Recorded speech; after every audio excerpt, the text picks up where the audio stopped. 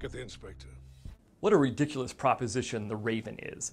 Cloaked in shadows and fog and scratching at the corners of every murder mystery to ever darken a doily on PBS, this would-be Sherlockian thriller is like a night spent at Madame Tussauds watching mannequins strangle other mannequins. John Cusack plays writer and poet Edgar Allan Poe, whose last week in 1849 Baltimore is spent in pursuit of a killer taking images from Poe's famously macabre stories and making them real. The most grisly involves a poor soul who has to live out the pit and the pendulum.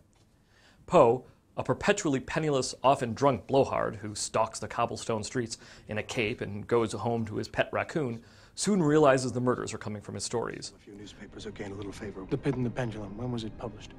42. Tales of ratiocination. Are there other stories in the collection? Many. Specifically about murder? I'm afraid so. When his fiancée is kidnapped and buried alive in a coffin under the floorboard, a la The Telltale Heart, Poe and the city's police inspector try to put together the clues, racing from church to opera house to various mansions for the next revelation.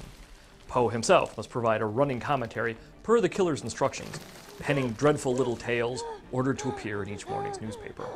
Cusack, his mouth perpetually open at all the revelations, has a fine time with Poe's melancholia, but has a trickier time with all of the literary action hero trappings.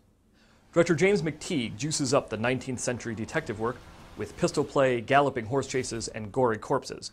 But this is still the kind of movie where people say things like, "Poe, you've done it again." And after that, we'll quote the Raven, nevermore. I'm Joe Newmeyer, film critic for the New York Daily News.